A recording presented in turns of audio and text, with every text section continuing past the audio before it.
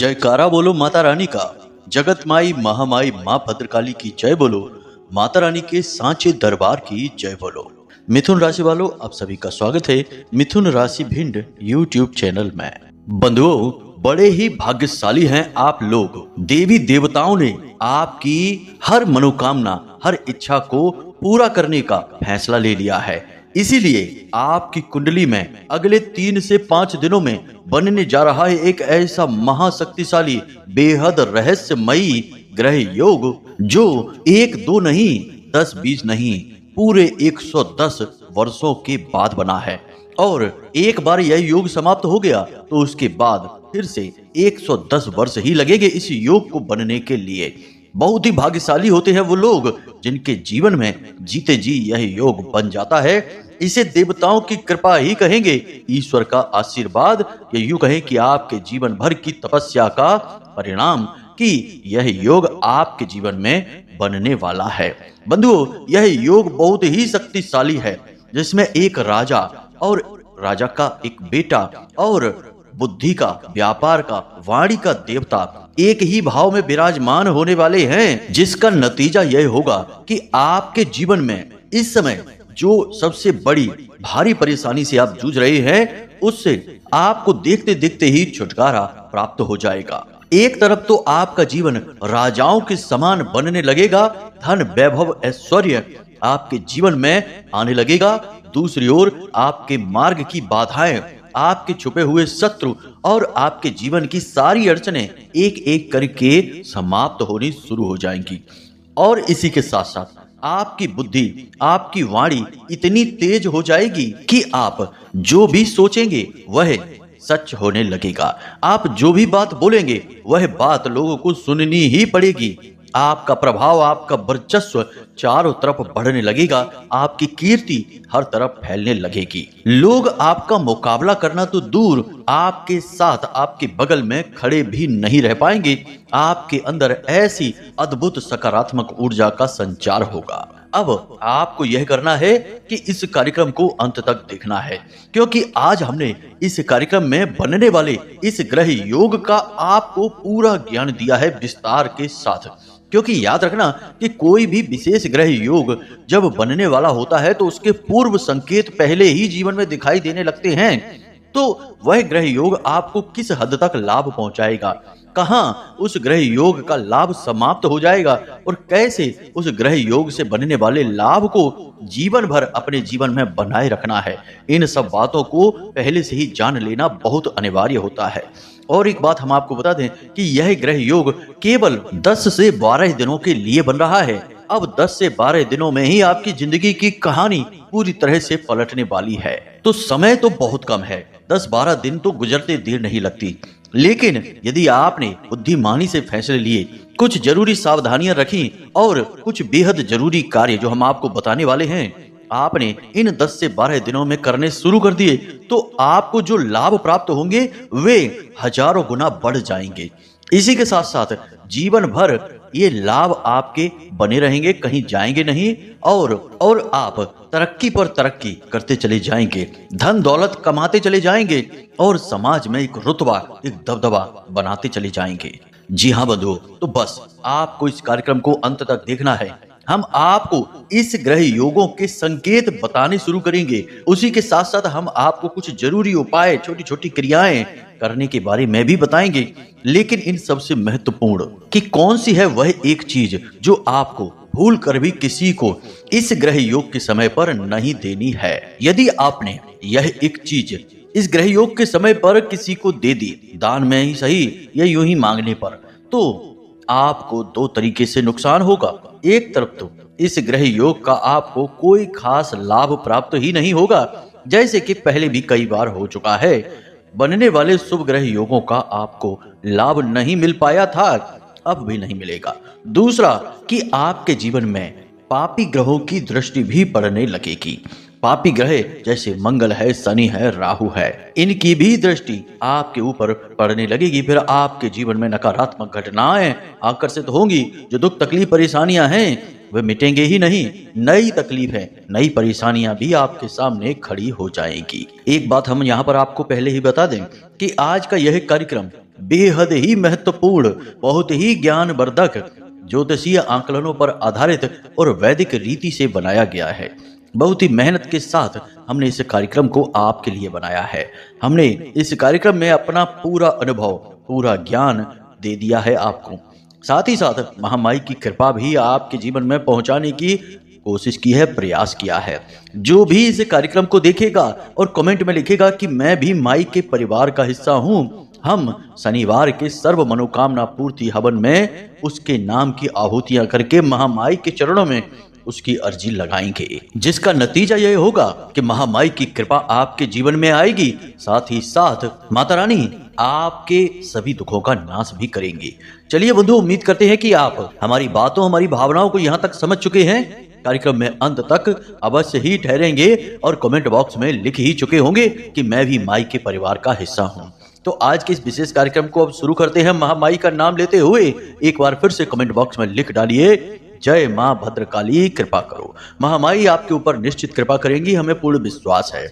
इसी के साथ साथ जो भाई बंधु आज इस चैनल पर पहली बार आए हैं, वे माता रानी के आदेश से ही आए हैं। माई आपको खींच कर लाई हैं, तो इसलिए आपको जल्दी से इस चैनल को सब्सक्राइब कर लेना है और कमेंट में लिख देना है कि महामाई हम पर विशेष कृपा करो, हम आपके परिवार के हिस्से हैं। आपके विशेष निवेदन पर महामाई की विशेष कृपा आप तक पहुंचेगी। तो चलिए बंधुओं, जल्दी से चैनल को सब्सक्राइब करिए, फिर आगे बढ़ते हैं। बंधुओं, अगर आप अब भी सोच रहे हैं कि कुंडली का विश्लेषण कराएं कि नहीं कराएं, क्यों कराएं, क्या जरूरत है कुंडली विश्लेषण कराने की, तो ध्यान से सुनिए।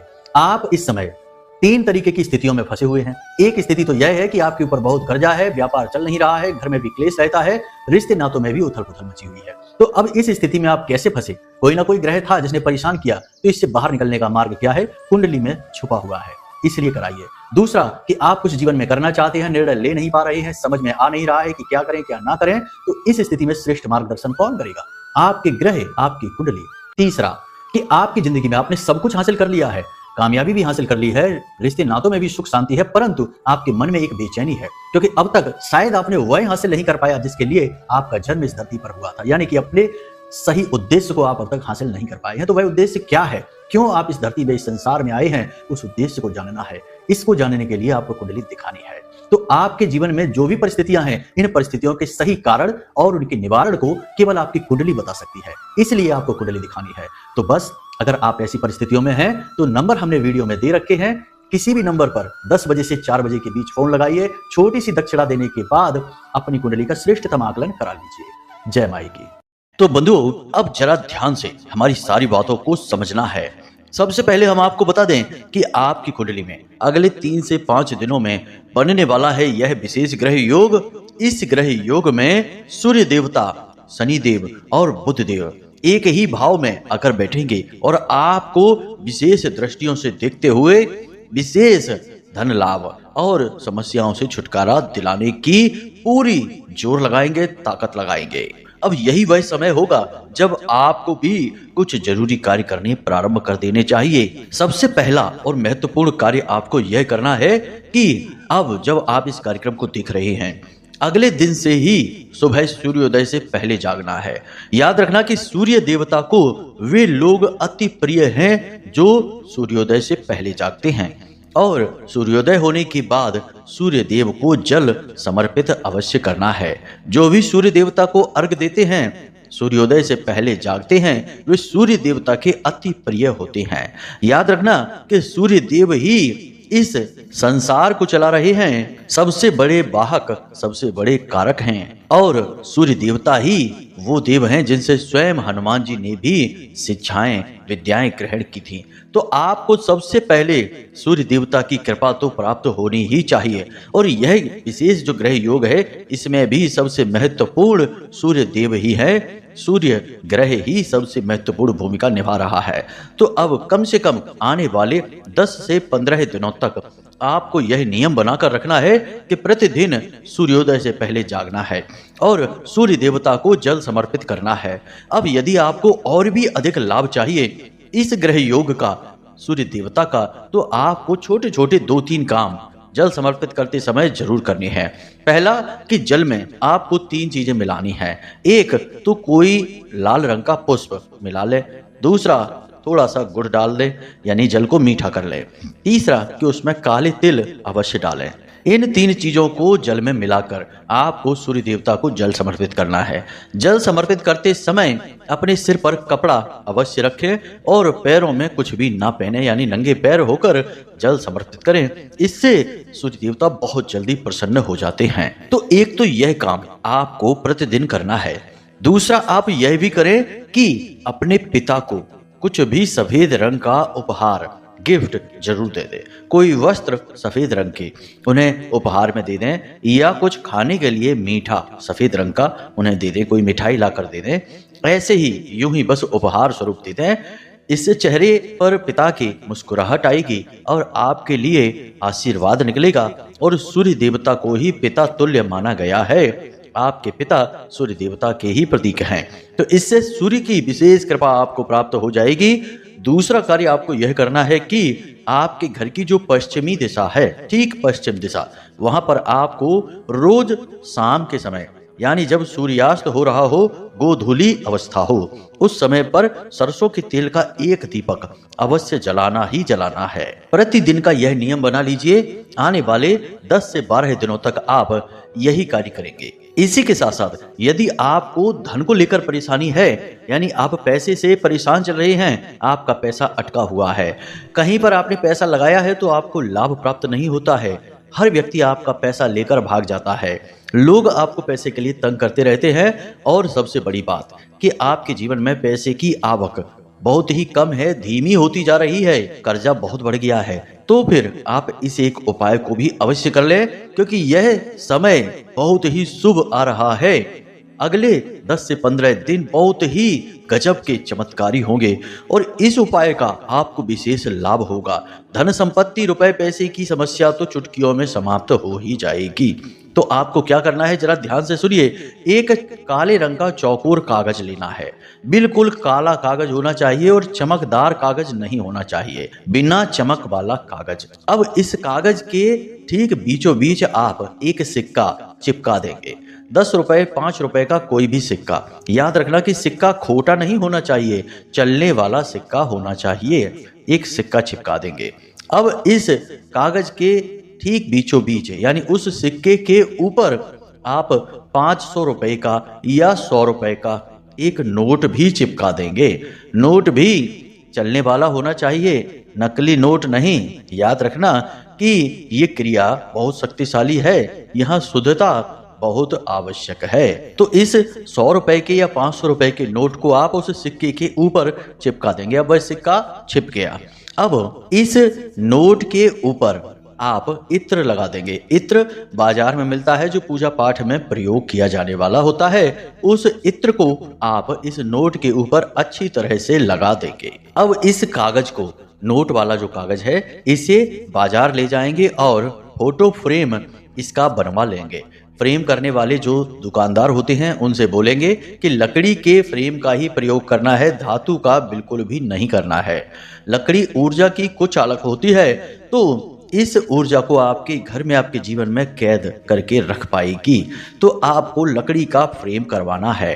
तो अब ध्यान से सुनिए, आपके पास एक फ्रेम है जिस पर कांच लगा हुआ है। प्लास्टिक नहीं लगवाना है, पॉलीथीन वगैरह नहीं, कांच लगवाना है।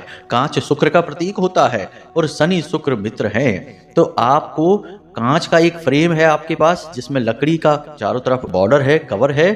अब आपके पास में यह सीन, यह तस्वीर तैयार हो चुकी है।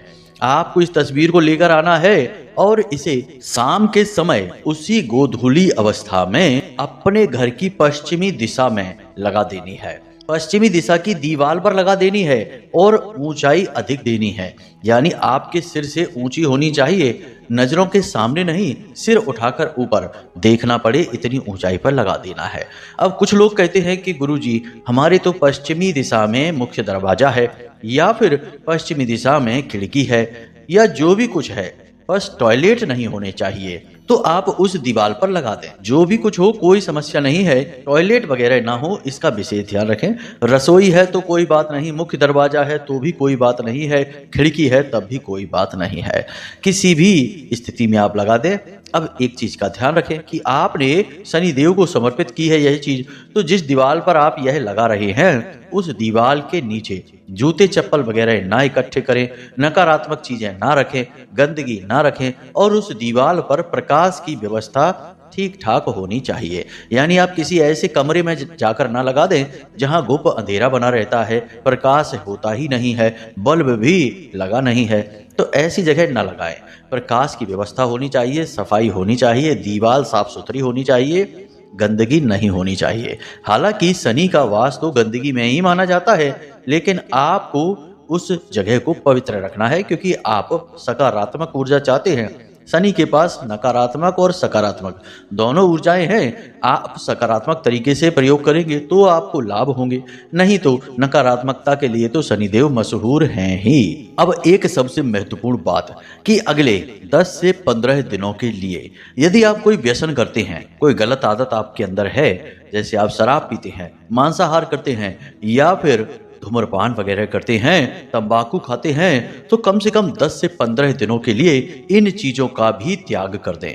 15 दिनों के लिए आप यह संकल्प ले लें कि आप कोई भी गलत कार्य नहीं करेंगे।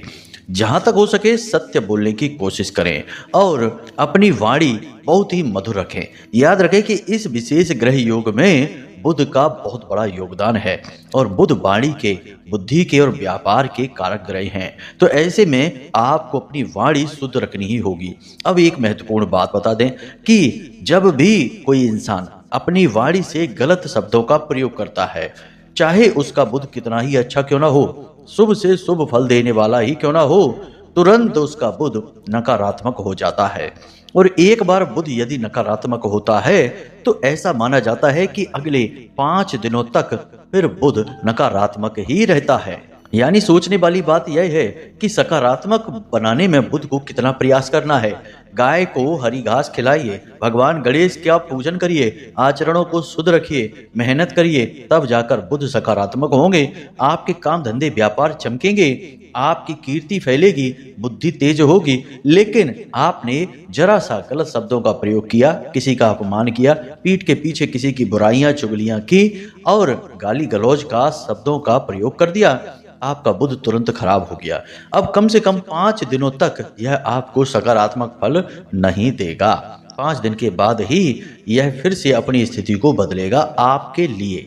तो यह गलती कभी ना करें। लोग अक्सर गलती करते हैं। आजकल तो यह फैशन बना रखी है लोगों ने कि किसी की बुराई करने में लोगों को आनंद आता है, मजा आता है। लोगों का यह सबसे अच्छा टाइम पास का जरिया बना हुआ है। दूसरा कि बात बात पर गाली गलौज का प्रयोग करते हैं। गाली गलौज करने को लोग फैशन समझते हैं और इससे उन्हें लगता है कि वे बहुत ही प्रभावशाली लग रहे हैं अपनी वाणी से गलत शब्द, कटु शब्दों का प्रयोग करके। लेकिन यह असल में उनको मूर्ख साबित करता है और आने वाले अवसरों को वहीं के वहीं रोक देता है, क्योंकि तुरंत बुध खराब हो जाता है।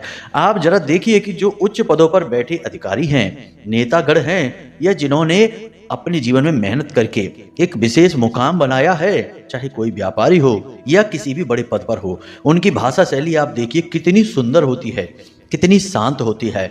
उनसे चाहे कोई कितनी ही कड़वी बात बोले, डायरेक्ट सीधी उनकी कोई बुराई ही क्यों ना उनसे कर दे, गलत बात भी बोलेगा तब भी वे मधुर स्वर में ही शांति के साथ उसकी बात का जवाब देंगे, अपमान नहीं करेंगे। यानी कि कहने का मतलब यह है कि उन्हें पता है कि उनके गलत शब्द उन्हीं को नुकसान पहुंचाएंगे, सामने वाले को तो बुरा बाद में लगेगा, उनका नुकसान पहले हो जाएगा। इसलिए आने वाले 10 से 15 दिनों तक आपको अपनी वाणी पर भी पूरा नियंत्रण बनाकर रखना है, यह कोशिश बनाकर रखनी है। इसी के साथ साथ हमने आपको वो रोटी वाला एक उपाय बताया था, जिस पर कि आपको 5 लौंगे लगानी थी खड़ी करके और एक बतासा रखना था। उस रोटी वाले उपाय को भी प्रतिदिन आप करते रहें। इस उपाय में बहुत अधिक शक्ति है। यह आपके सोए भाग्य को जगाएगा, ग्रह योगों का आपको पूरा लाभ पहुंचाएगा। अब आप यह सोच रहे होंगे कि गुरुजी उपाय तो बता रहे हैं, लेकिन जब ग्रह योग शुभ है तो वह लाभ तो पहुंचाएगा ही पहुंचाएगा, उपाय करे या ना करे, उपाय करने से क्या फायदा। या फिर आप ये सोच सकते हैं कि जब उपाय ही करने हैं तो ग्रह योगों का अच्छे होने से क्या फायदा। ऐसे प्रश्न भी आपके मन में आ सकते हैं। कोई बात नहीं है, यदि आ रहे हैं तो ध्यान से सुनिए। उपाय हम इसलिए करते हैं ताकि जीवन में कोई भी नकारात्मकता हो, किसी भी प्रकार का जो दुष्प्रभाव हो हमारे द्वारा किए गए कर्मों का, या किसी ने हमारे ऊपर कोई क्रिया करवा रखी हो, क्योंकि हमें तो नहीं पता कि हमारे जीवन में अप्रत्यक्ष रूप से क्या चल रहा है। हमें तो जो दिखता है हम बस उसी को मान बैठते हैं। तो यदि कोई अविचार कर्म आपके ऊपर करवा रखा है तो इन सब अविचार कर्मों, नकारात्मक क्रियाओं का प्रभाव आपके ऊपर कम हो जाए, तभी तो ग्रह योगों का, शुभ योगों का आपको पूर्ण लाभ प्राप्त होगा। तो इसलिए उपाय करने अनिवार्य हैं। उपाय करने से इस बात की गारंटी हो जाती है कि शुभ ग्रह योगों का लाभ तो अब मिलना ही मिलना है। यदि उपाय नहीं करेंगे तो किसी प्रकार की नकारात्मक ऊर्जा होगी जो आपके आसपास बनी रहेगी और ग्रहों के शुभ योगों का आपको लाभ पहुंचने ही नहीं देगी, बीच में ही रुकावट का कार्य करेगी। हम अपने कई कार्यक्रमों में ये बातें आपको समझा चुके हैं कि देखो, आप चाहे कुछ भी कर लेना, यदि आपके आसपास नकारात्मक ऊर्जा का वातावरण रहेगा तो आपको लाभ प्राप्त नहीं होगा। यहाँ तक कि पूजा पाठ, धर्म कर्म और अनुष्ठानों का भी लाभ प्राप्त नहीं होगा। हाँ, यदि आप तीव्र शक्तियों की बहुत ही कठोरता के साथ तपस्या करते हैं या यूं कहें कि साधनाएं करते हैं, कठोर साधनाएं, तो आप अपने ऊर्जा चक्र को खुद ही इतना मजबूत कर लेंगे कि फिर नकारात्मक ऊर्जाएं आपका कुछ नहीं बिगाड़ पाएंगी। लेकिन हर एक व्यक्ति इतनी कठोर साधनाएं नहीं कर सकता है। सभी जीवन में व्यस्त हैं, जिम्मेदारियों का भी बोझ है। तो ऐसे में छोटे छोटे उपाय करने से इन नकारात्मकताओं से काफी हद तक मुक्ति प्राप्त हो जाती है। अब ध्यान से सुनिए, हम आपको बताने जा रहे हैं उस एक चीज के विषय में जिसे आपको आने वाले 10 से 15 दिनों में किसी को भी भूल से भी दे नहीं देना है। लेकिन याद रखना कि ग्रहों की स्थितियां कुछ ऐसी होती हैं कि जब जिन चीजों को देने के लिए ना बोला जाता है, उन चीजों को मांगने वाले आपके आसपास तुरंत मंडराने लगेंगे।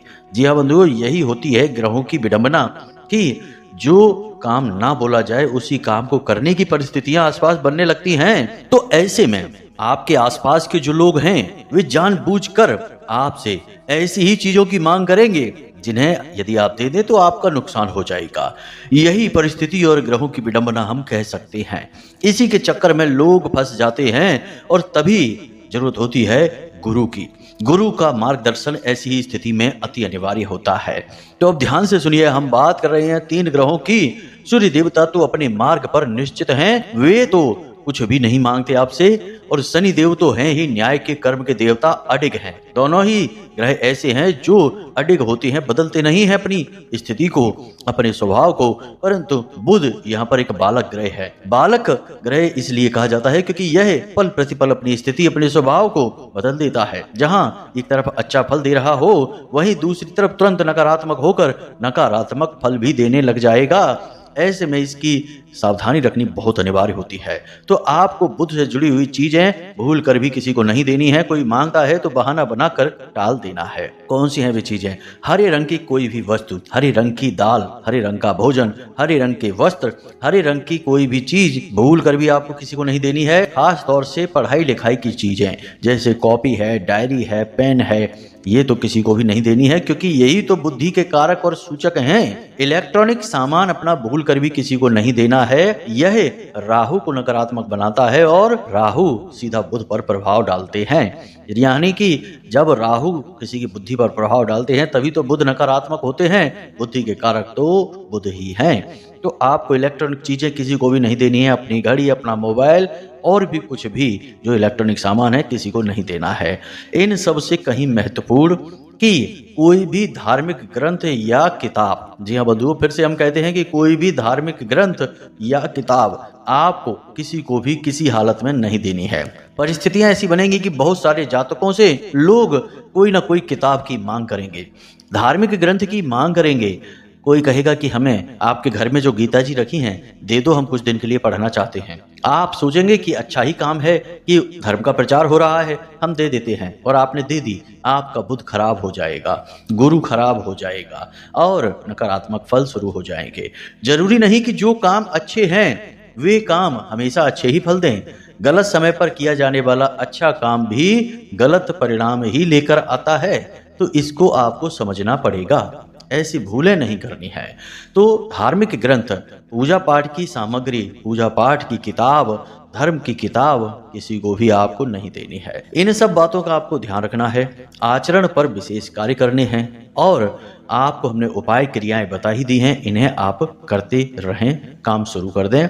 आपको निश्चित लाभ प्राप्त होंगे। यह ग्रह योग आपके जीवन में कुछ न कुछ ऐसा विशेष परिवर्तन कर देगा अगले 10 से 15 दिनों में कि आपके जीवन में एक नई दिशा, एक नई ऊर्जा प्राप्त हो जाएगी और आप कामयाबी की ओर अपना कदम बढ़ा देंगे। जी हाँ बंधुओं, तो उम्मीद करते हैं कि जो बातें हमने आपको बताई हैं वे आपको समझ में आ गई हैं। इन बातों का प्रयोग अवश्य करना। आने वाले 10 से 15 दिन पूर्ण रूप से धार्मिक रहना है, प्रतिदिन मंदिर जाना है और किसी का अपमान नहीं करना है, माता पिता, स्त्रियों का और आपसे नीचे काम करने वाले जो वर्कर हैं, जो कर्मचारी हैं, उनका भी अपमान नहीं करना है। बस इतना ही आपको करना है और आप देखेंगे कि कैसे जीवन बदलता है। तो चलिए बंधुओं, आज के इस कार्यक्रम में यहीं से विदा लेते हैं। हमेशा हंसते रहिए, मुस्कुराते रहिए, सकारात्मक रहिए और महामाई पर अपनी आस्था और विश्वास अवश्य ही बनाकर रखना, क्योंकि माई चाहेगी तो चुटकियों में जीवन बदल जाएगा। तो प्रेम से बोलिए जय माई की, जय मां भद्रकाली। महामाई आपका कल्याण करेंगी। धन्यवाद।